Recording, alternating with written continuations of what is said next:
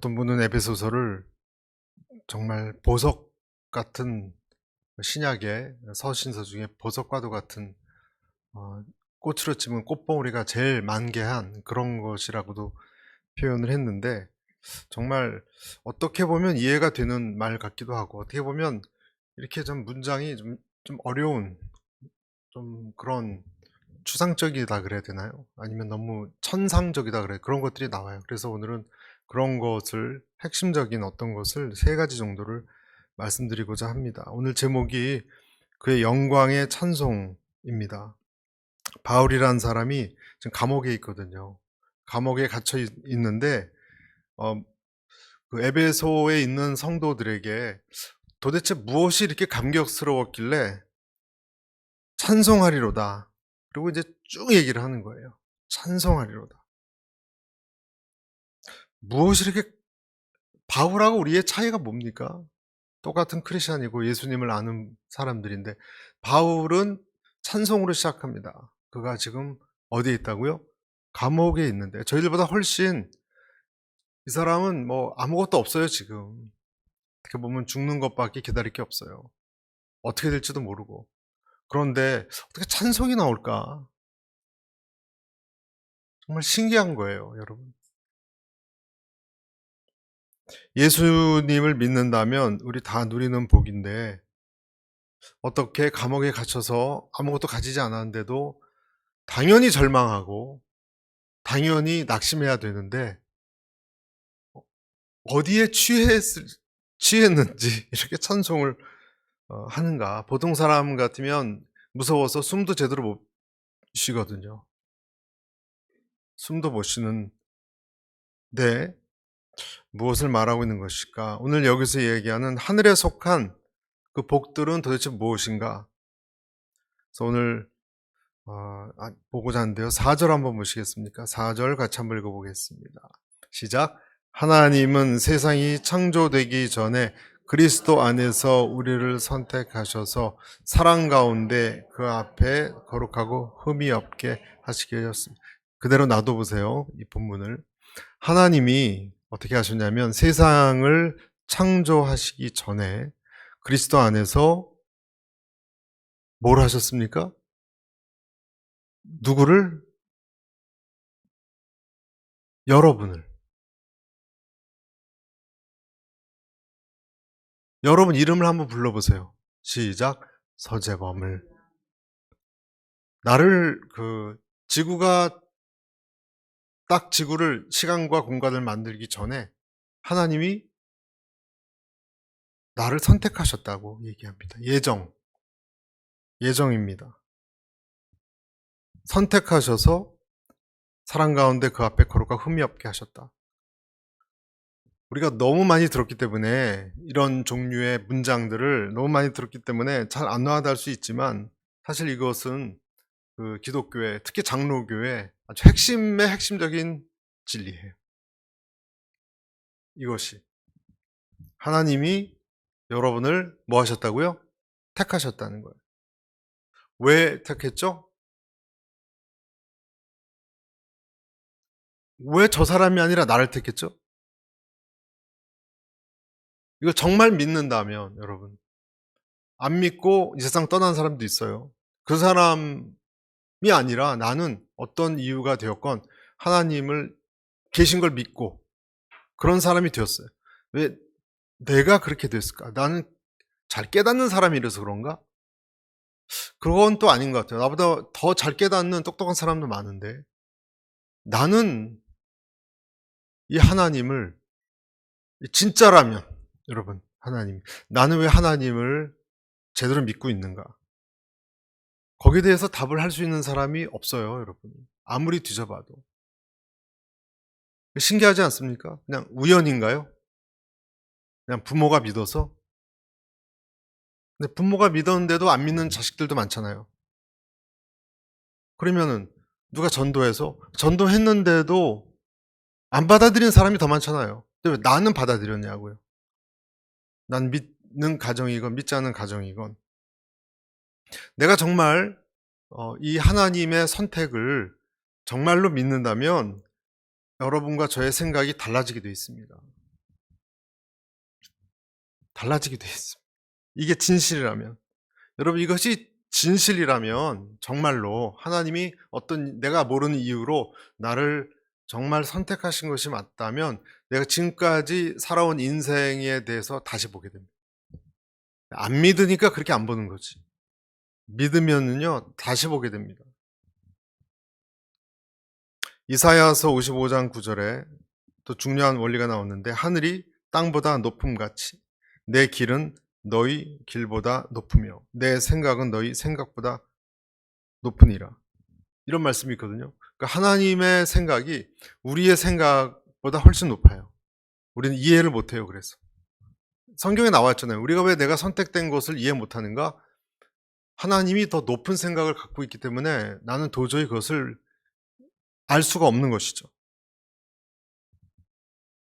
성경을 완전히 이해 못합니다, 여러분. 우리가 성경을 설교자도 이해 못합니다. 저는 성경에 있는 내용을 어떤 단락이 있거든요, 주제별로. 그것을 가능한 이해하고 가능한 이해시키려고 노력할 뿐이지, 하나님이 택정하셔서 예정하셔서 그걸 제가 어떻게 이해하겠어요. 그냥 나와 있으니까 얘기하는 거지. 여러분, 하나님이 왜 우리를 어떻게 제가 알겠어요. 왜 그러면 예정론이 왜 있으며 처음부터 노력으로 이렇게 달리기 잘한 사람 뽑듯이 다른 종교처럼 왜 그렇게 안 하고, 그걸 어떻게 알아요 제가. 그거는 모르는 거예요. 하나님이 결정하신 거니까. 성경을 다 이해 못해요. 우리는 내용을 아는 거지 이해하는 건 아니에요. 다.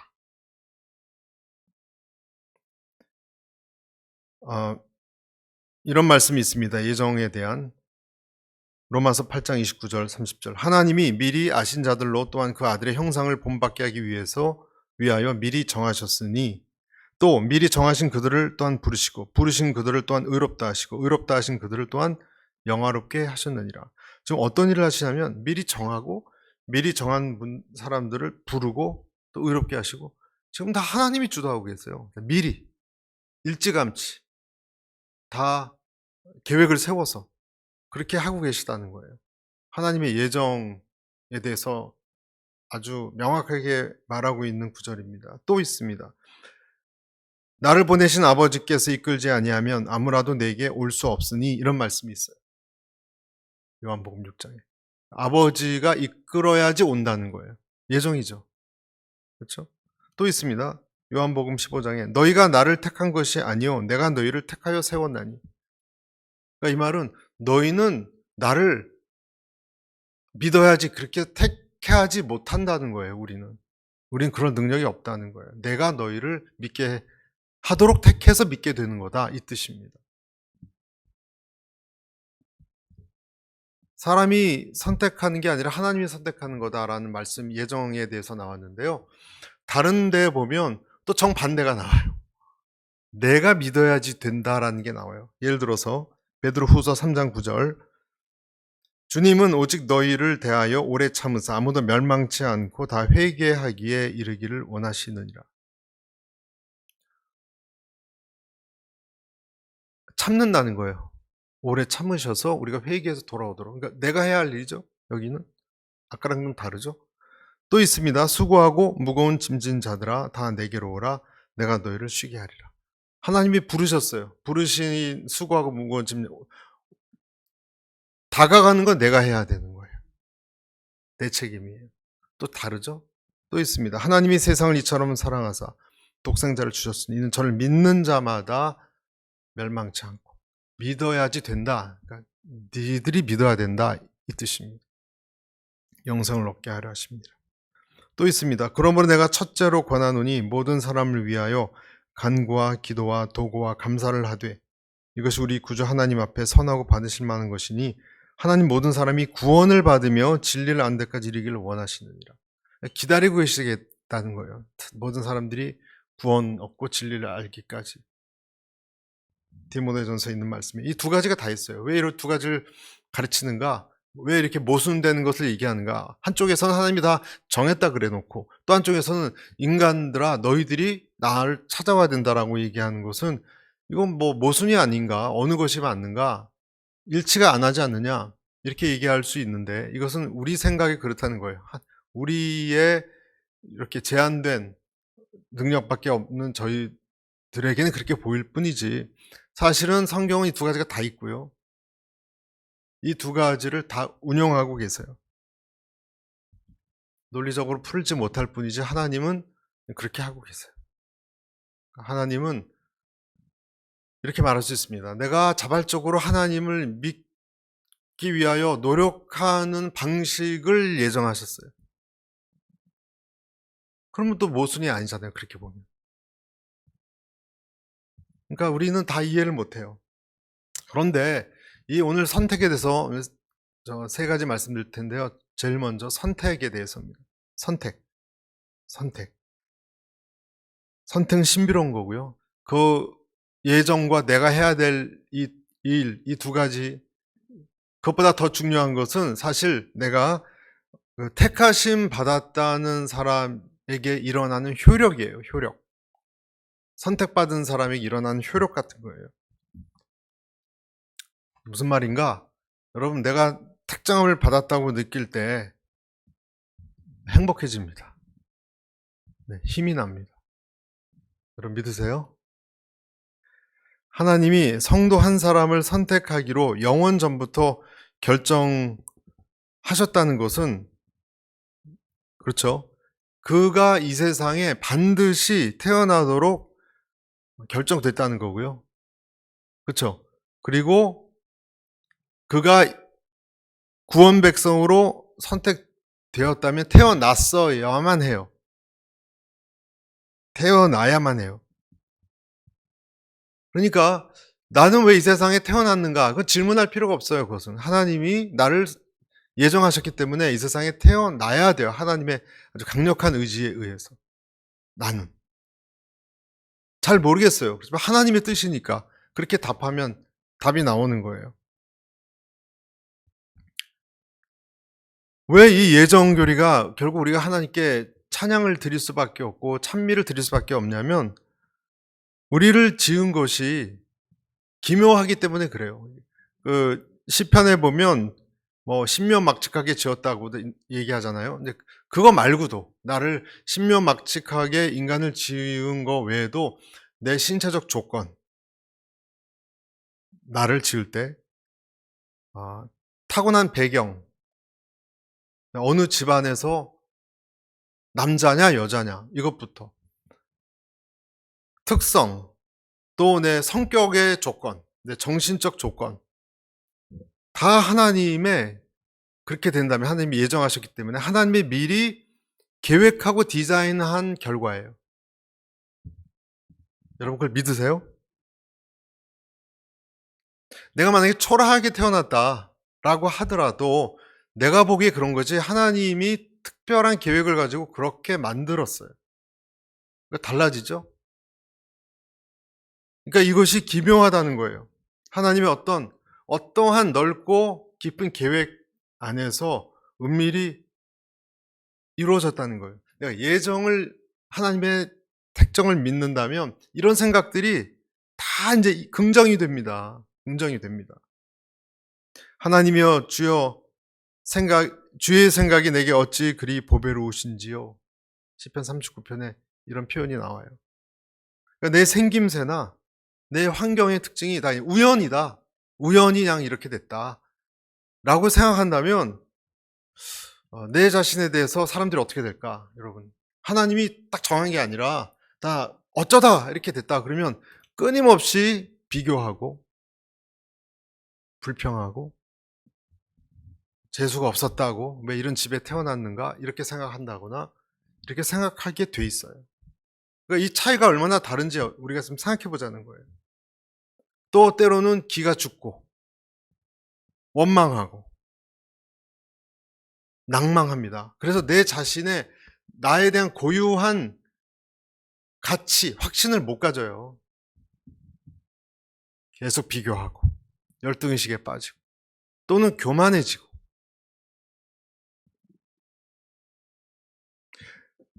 내가 정말 가치 있게 하나님이 처음부터 계획을 해서 이렇게 만들려고 하셨기 때문에 내가 가치 있는 존재라는 것을 여러분 생각해 보시기 바랍니다. 그것이 정말 사실이라면 정말 묵상해 봐야 될 주제예요. 여러분, 나면서부터 소경된 사람에 대해서 예수님이 뭐라 그러셨는지 기억나세요? 나면서부터 소경이 된 사람이 있었거든요. 요한복음 9장에. 예수님께서 이렇게 얘기하셨습니다. 보여주세요. 예수께서 대답하시되 이 사람이 그 부모의 죄로 인한 것이 아니라 그에게서 하나님이 하신 일을 나타내고자 하심이라. 자, 죄 때문에 뭐 그럴 수도 있겠지만 지금 이 사람에 대해서는 죄 때문도 아니라 그러셨습니다. 태어나는 게 어떻게 뭐 전생의 죄입니까? 뭐 부모의 죄겠습니까? 그건 아니거든요. 하나님이 그에게서 하신 일을 나타내고자 합니다. 여러분, 우리는 행복의 기준을 어디서 찾냐면 세상에서 찾는 경향이 있습니다. 우리는. 그래서 건강해야 되고 일단 성공해야 되고 머리가 좋아야 되고 어떤 조건이 충족되면 결혼을 잘하면 예를 들어서 좋은 직업을 가지면 행복하다, 행복의 조건이다 그렇게 이야기를 하죠. 성경의 기준은요 그렇지 않아요. 아멘? 그렇지 않아요, 여러분. 세상 기준이에요. 그것은. 성경의 기준은 하나님의 하시는 일을 나타내고 있다면 그가 가난하건 병들건 행복한 사람이라고 이야기합니다. 이 세상은 천수를 누리고 오래오래 살고 권세를 가지고 그렇게 살지 않으면 불행하다라고 얘기하는데, 그렇죠? 우리 다 그렇게 생각하잖아요. 근데 성경은 하나님이 하신 일을 나타내는 것이 본분이다라고 얘기해요.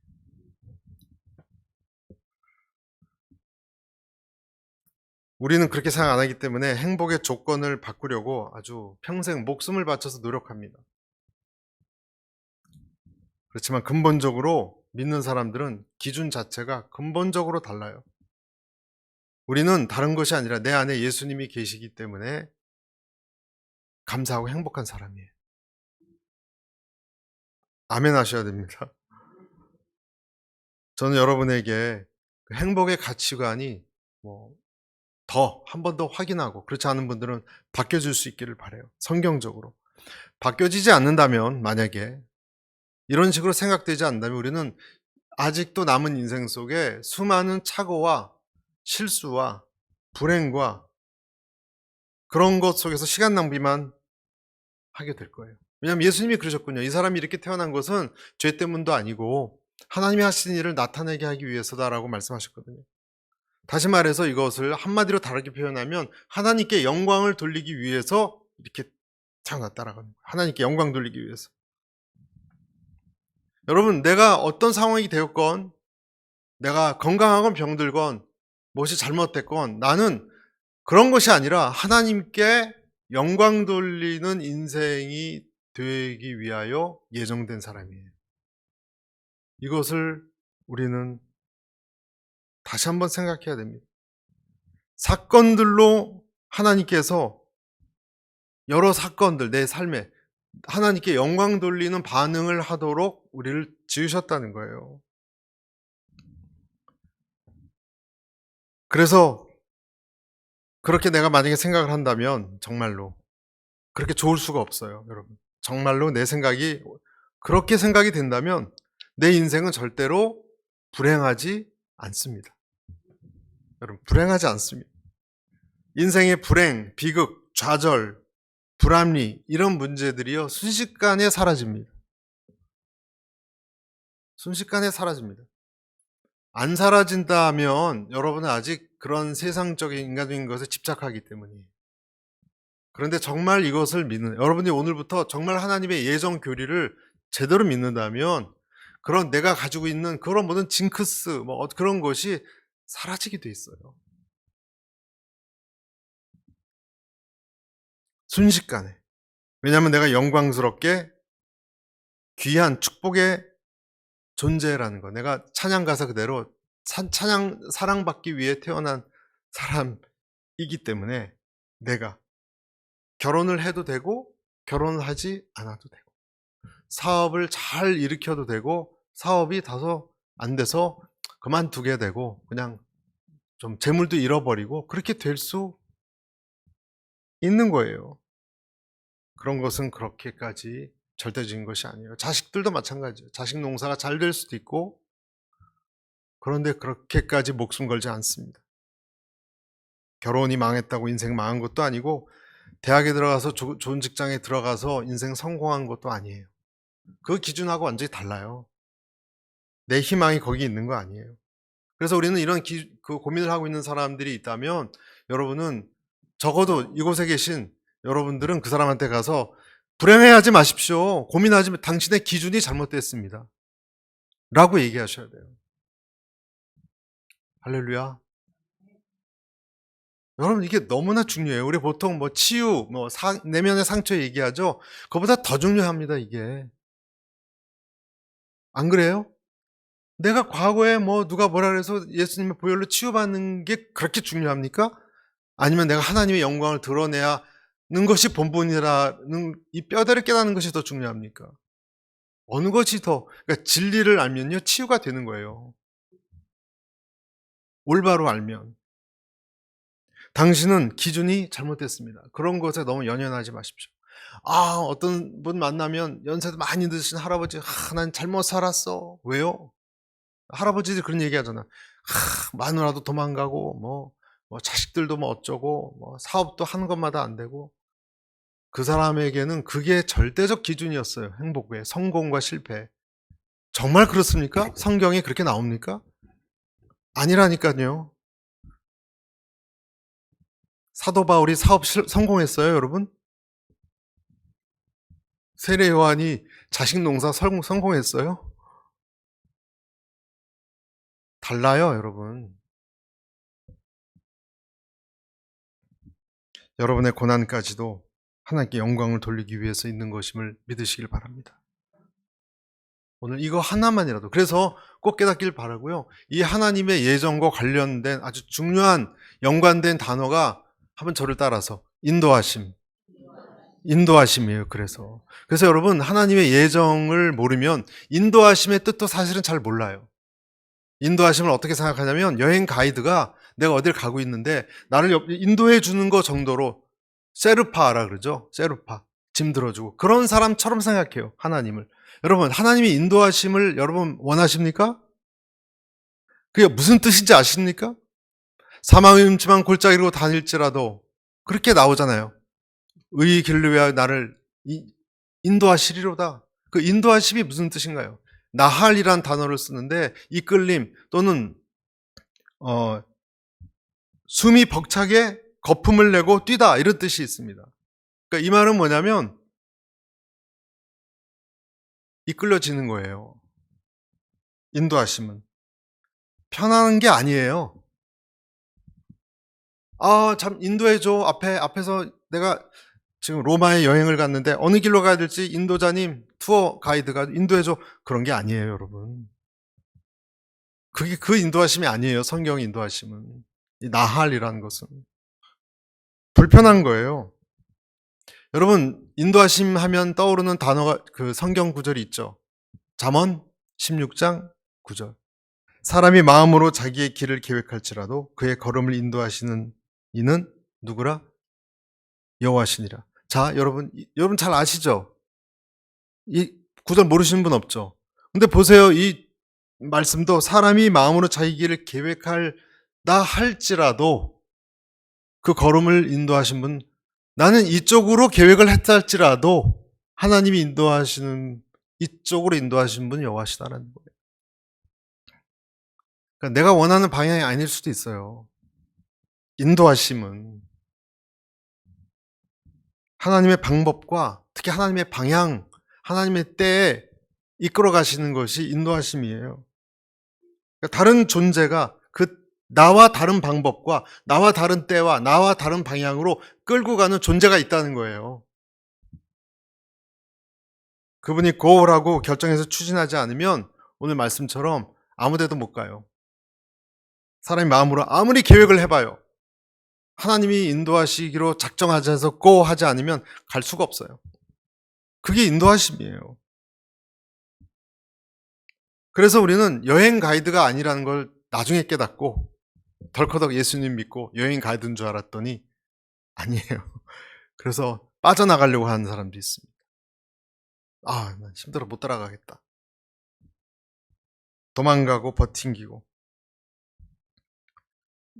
배반하고 곁길로 가는 분들도 있습니다. 그래도 하나님은 우리를 인도하십니다.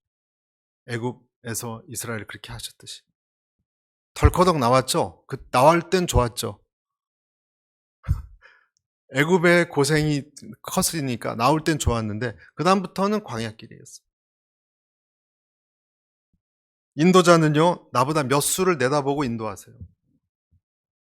차이점이에요. 인도자는 나보다 훨씬 천리안을 가졌기 때문에 몇 수를 내다보십니다. 그리고 내 수준을 알아요. 내 체력을. 그래서 나에게 맞는 길을 인도하세요. 내 지금 목적을 알고. 그러니까 내가 하나님이 인도하는 그 길을 안 따라가면 나한테 화가 와요. 화. 여러분, 애굽에서 나와서 가나안 땅까지 원래는 274km예요. 열 하루길이면 11일이면 가는 거리예요. 블레셋 길로 가면요, 해안길 훨씬 빨라요. 근데 우리 V자를 그렸어요. V자. 삥 돌아왔어요. 왜 그랬을까요? 성경에 나오죠. 블레셋 길로 가면은 블레셋 강력한 군대랑 싸워야 돼요. 그러다가 너무 무서워서 이스라엘은 그때 이런 강적하고 싸울 준비가 안 돼서 100% 애굽으로 도망갑니다. 그걸 아셨어요, 하나님이. 편한 길인데 그쪽 길로 인도를 안 하셨거든요. 왜? 내가 겁먹고 그 감당할 아직 수준이 안 됐어요. 좀 몇십 년 흘러야 돼요. 그래서 홍해 쪽으로 가서 바람광야 쪽으로 간 거예요. 그리고 홍해를 건너면 되돌아갈 수 없어요. 또 하나님이 홍해에 쳐서 갈라야지 돌아가잖아요. 홍해를 건넜다는 것은요, 뒷길이 끊긴 거예요, 이제. 못 돌아갑니다. 바다에 빠져 죽지. 그래서 하나님이 먼 길을 간 거예요. 왜? 왜 그렇죠? 인도하시니까. 내 수준에 맞게. 블레셋 길로 가면 나는 하나님 할아버지라도 하나님 안 따라갑니다. 애굽을 도망가지. 홍해까지 건너놨으니 뭐 어떻게 해요, 이제. 갈 수밖에 없는 거예요. 하나님의 인도하심이에요. 그런데 여러분 생각해 보세요. 우리는 맨날 뭐 큐티하고 음성 들려고 그러고 우리 자식이나 내 삶을 위해서 어떤 기도를 합니까? 편하고 쉽고 빠른 길 달라고, 지름길, 승진의 고속 승진의 길 달라 그러죠. 하나님은 고속 승진의 길이 있는데 의도적으로 못 가게 하신다니까요. 나는 광야길이 싫어요. 40년 걸리는 게. 열 하루 만에 가고 싶은데. 어떻게 해야 돼요, 여러분? 그러면 그때 여러분이나 제가 그냥 40일 금식 기도해서 빠른 고속길 해달라 그러면 하나님이 들어주실까요? 그래서 기도 응답이 없는 거예요. 우리는 맨날 그러죠. 왜 하나님이 이쪽에 좀 잘 좀 나가게 해주시지. 이렇게 하시면 할 수 있는데 이렇게 힘들게 살게 하시나 그러잖아요. 그럼 이스라엘도 그렇게 했잖아요. 우리가 생각하기에 지름길은요, 지름길이 아니에요. 내가 생각하기에 지그재그 길이 지름길이에요, 사실은. 아멘? 그러니까 여기서 근본적인 차이가 있는 거예요. 그러니까 하나님 음성 맨날 들으려고 그래도 못 듣는 거예요. 왜 이 사업이 좀 번창하게 해주시지? 이렇게 까딱하시면 사업이 잘 되게 해줄 수 있는 그 능력의 하나님이 왜 안 해주시나? 우리는 그 단계밖에 생각을 못 하는 거예요. 아마 광야길 걸어갔던 이스라엘 백성도 그랬을 거예요. 축지법 같은 걸 주셔서 그냥 저기서 저기 휙휙 나르는 양탄자 같은 걸 타고 가게 하시지. 홍해도 가르셨으면 그런 생각 안 하셨을까요? 그러니까 얼마나 달라요. 우리 생각. 내가 준비되지 않아서 그런 거예요. 그래서 여러분 인도하심을 너무 좋아하지 마세요.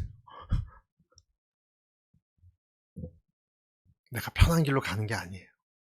하나님이 보시기에 너 수준엔 요 길로 가야 돼. 너는 좋은데 이렇게 원했지. 난 너를 한직으로 보낸다. 그래야 네가 교만하지 않아. 이런 뜻도 있을 수 있다는 거예요. 네가 고생하는 것 그게 지름길이야. 하나님이 판단하셔서 하시는 거예요. 그러니까 여러분, 이 하나님의 선택과 인도하심을 내가 모른다면 죽을 때까지 불평할 거 아니에요. 그러니까 이거 아는 것이 얼마나 중요합니까? 할렐루야. 여러분, 이거 하나만이라도 오늘 붙잡고 가시라고요. 진리가 너희를 자유케 한다 그랬잖아요. 인도하심에는 두 가지 현상이 일어나는데, 첫째는요, 말씀하실 때 듣는 훈련을 시키세요. 듣지 않으면, 여러분, 듣는 훈련을 어떻게 하는지 아세요? 내가 뭐 귀가 막 예민해져서 그렇게 되는 게 아니에요. 고생을 하다 보면요, 하나님 듣게 돼 있어요. 왜냐하면 고생하는 게 너무 끔찍하니까. 그래서 또 기도하고 하나님 뜻대로 하려고 몸부림치게 됩니다. 그러다가 예민해집니다. 그러니까 국제 무대에 나간 선수가 그 히딩크 감독 그런 분한테 그런 얘기했다 그러잖아요. 내가 그 지옥 훈련 같은 기초 체력 훈련을 그렇게 싫었는데 알고 봤더니 그게 제일 중요한 거였다. 기교를 빨리 배우고 싶었는데 기초 체력만 보통 명감독들은 시키잖아요. 국제 무대 나가면 체력 싸움이니까. 그걸 어떻게 알겠어요? 빨리 그냥 기술 익혀서 그냥 뜨고 싶은데 기초 체력만 시켜. 나중에 그걸 깨닫죠. 나중에. 그런 것처럼 주님의 뜻을 뒤늦게 깨닫고 동참하기 시작합니다. 인도함을 받는데 두 가지 현상이 나는데, 첫 번째는 뭐냐면요, 하나님의 음성에 민감해집니다. 두 번째 일어난 현상은 뭐냐면 실패를 받아들이는 훈련이 됩니다. 이것이 인도함 받은 사람의 특징이에요. 아멘. 여러분, 실패를 받아들이는 훈련이 되셨습니까? 어떤 분은 그렇게 얘기해요. 내가 실패를 하다니, 내가 실수를 하다니. 그건 말도 안 돼. 내가 이렇게 되다니, 못 받아들여요. 내가 이런 수모를 당하다니. 나는 잘할 줄 알았는데. 아니요. 바로 그 마음 때문에 실패를 받아들이는 사람이 되어야 하는 것입니다. 그러고 나면 극복이 되고 감사하는 사람이 됩니다. 인도함 받는 사람이 되는 거예요. 하나님은요, 처음부터 실수는 없었어요. 아멘. 여러분, 하나님이 실수가 있다라고 생각하세요? 하나님이 실수가 있다고 생각하면 여러분 불평해야 돼요. 맞죠? 내 삶에 하나님이 실수하셨다라고 생각하면 내가 불평해도 마땅해요. 왜냐하면 하나님 책임이니까. 하나님이 실수가 없다라고 생각하면, 그리고 나의 수준에 완벽히 맞는 최고의 길로, 지름길로 인도하셨다고 생각하면 그 사람이 감사할 수 있습니다. 두 번째, 전 찬송에 대해서 오늘 또 말하고 있습니다. 6절입니다. 6절 같이 읽을까요? 시작. 이는 하나님이 그분의 사랑하는 아들 안에서 우리에게 거저 주신 하나님의 은혜의 영광을 찬미하게 위한 것입니다. 첫 번째는 선택하셨고요. 선택받은 것을 확실히 알고 인도함 받는 걸 깨달은 사람이 뭘 한다고요? 찬송합니다. 자연스러운 과정입니다. 내 인생을 하나님의 눈으로 본 사람에게만 일어나는 일입니다. 내 영혼아 하나님을 찬송할지어다. 시편 말씀에 원래 목적에 사는 거예요. 맞게. 그래서 여러분, 찬송하지 않는다. 내가 만약에 하나님이 보세요, 나를 찬송하기 위해서 지으셨다 그랬는데 내가 찬송하지 않고 살았으면 본래 목적대로 산 게 아니에요. 맞죠? 하나님이 나를 찬송을 부르게 하려 함이라, 그렇게 우리를 지으셨다 그랬잖아요. 그러면 내가 불평하고 원망하고 살았던 것은 원래 목적대로 살아온 것이 아니에요. 하나님은 아까 4절에도 읽었듯이 거룩하고 흠이 없게 하시려고 우리를 지으셨어요. 우리를 거룩하고 흠이 없게 하시기로 하셨습니다. 그러니까 여러분, 우리 삶을 인도하면서 하나님의 뜻은 거룩하고 흠이 없게 하는 게 목적이에요. 하나님은. 그러니까 이건 마치 소리도 못 내는 어떤 그 악기가 깎여지고 줄도 조율돼서 나중엔 아름다운 어떤 비발디의 그런 사계, 이런 음악을 연주할 수 있는 명기로 태어날 수 있도록 하나님이 만드시는 것과 비슷한 거예요. 연주할 수 있는 것처럼. 그래서 거룩이에요. 거룩은 하나님의 손으로 악기를 빚어가는 거예요. 그런 사람이 자기식으로 보지 않고 모든 것을 다른 눈으로 보기 시작할 때부터 찬송할 수 있습니다. 그래서 찬송은요, 우리가 찬송합니다 이렇게 하지만 정말 찬송은 아무나 못합니다. 정말 찬송은 하나님이 하신 것을 인정하고 내가 깎여져서 하나님의 아름다운 소리를 내는 것을 받아들인 사람에게만 일어나는 아주 독특한 일이에요. 어느 면에, 모든 면에. 시편 150편에 여호와를 찬양하라. 그분이 성소에서 찬양하라. 능력이 머문 하늘에서 여호와를 찬양하라. 그분의 놀라운 일들을 두고 찬양하라.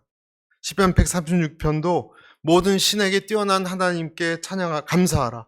인자하심이 영원함이로다. 지혜로 하늘을 지으신 하나님께 찬양하라. 그 인자하심이 영원함이로다. 애굽의 장자를 치신 이에게, 홍해를 가르신 이에게, 유명한 왕들을 죽이신 이에게, 우리를 비천한 데서 기념하게 하신 이에게, 모든 것에 내가 광야에서 목마르게 하신 것까지도 여호와를 찬양하라. 모든 면에서 모든 육체에게 식물을 주신 이에게 감사하라. 그 인자하심이 영원함이로다. 여러분, 내가 어떤 한 가지라도 거기서 감사하지 못한다면, 내가 많이 감사하지 못하죠? 그러면 다른 것에서도 감사하지 못해요. 다른 것에서도 내 한 가지, 그 작은 한 가지 감사할 수 없다면 다른 것에서도 감사할 수 없어요. 저는 우리가 이 만족과 즐거움을 하나님 안에서 찾게 되시기를 축복합니다. 이것이 아주 핵심적인 진리예요. 두 번째, 찬송. 찬송의 능력. 다른 것이 아니라 하나님 안에서 즐거움을 찾는 것, 그것을 배우는 것. 찾을 수 있다가 아니라요, 찾아야만 하는 거예요. 신명기 28장, 내가 기쁨과 즐거운 마음으로 내 하나님 여호와를 섬기지 아니함으로 말미암아, 그리고 잠깐 생략하고 적군을 섬기게 될 것이다. 하나님을 기뻐하지 않으면요, 적군을 섬기게 됩니다. 그리고 중간에 나와 있는 것은요, 핍박과 고난을 통해서 이런 표현이 나와요. 적군을 섬기게 된대요. 여러분, 우리가 하나님을 찬양하지 못하는 이유는요, 모든 것을 뭐라 그랬죠? 하나님의 눈으로 받아들이지 못했기 때문이고, 또 한 가지는요, 사탄의 거짓말 때문에 그래요.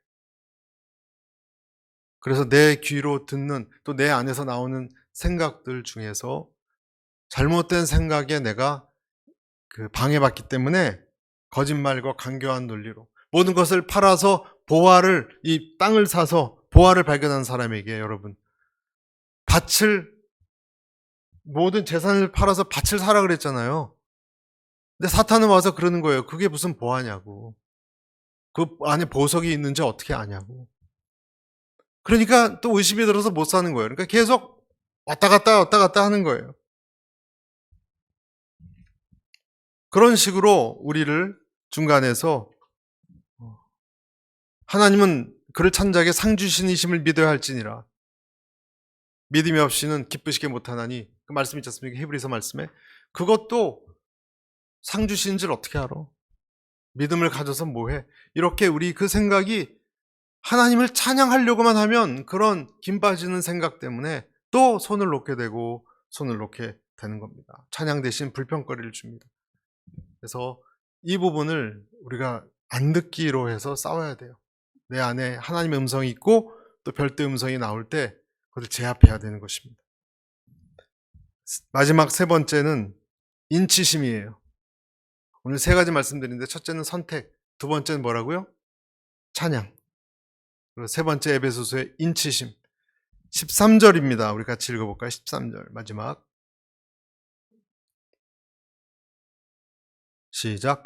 그리고 여러분도 그리스도 안에서 진리의 말씀, 곧 여러분을 위한 구원의 복음을 듣고 또한 그리스도 안에서 믿어 약속하신 성령으로 인치심을 받았습니다. 인치심이란 것이 처음에 선택하고 연관이 되죠? 다 연관이 됩니다. 택함을 받은 사람이 하나님의 절대적인 목표와 방법으로 이끌어져 가는 것을 알기 때문에 최선으로 찬양하게 되죠. 맞습니까? 그리고 그 사람은 인치심이 있어요. 인치심은 그 실력에 대한 것이 아니라 자격에 대한 거예요. 어떤 사람은 죄를 짓고 뭐 잘못된 길로 빠지면 죄책감 때문에 죄송해서 예수님께 못 나와요. 인치심이 있다는 것을 알면 죄에 대해서 둔감해지라는 뜻이 아니라 내가 잘못된 길에 있었다 할지라도 어느 면에서는 좀 뻔뻔함을 배워야 돼요. 그리스도인들은. 왜냐하면 하나님은 날 인쳤다는 것을 내가 알기를 원하시기 때문에 그래요. 그래서 예수님에게 내가 멀어진 것이 내 스스로 자격지심 때문에 그런데 그래도 더러운 몸으로 주님께 그냥 나아가면 되는 거예요. 그게 인치심이에요. 우리는 때로는 끝없는 완벽주의로 주님과의 관계를 내 스스로 이렇게 자꾸 그 거리를 두려고 하는데 예수님께서는 내용보다 자격이다 말씀하십니다. 그래서 그냥 뻔뻔하게 그대로 가지고 주님께 나오라 라고 말씀하십니다. 이것이 인치심이에요.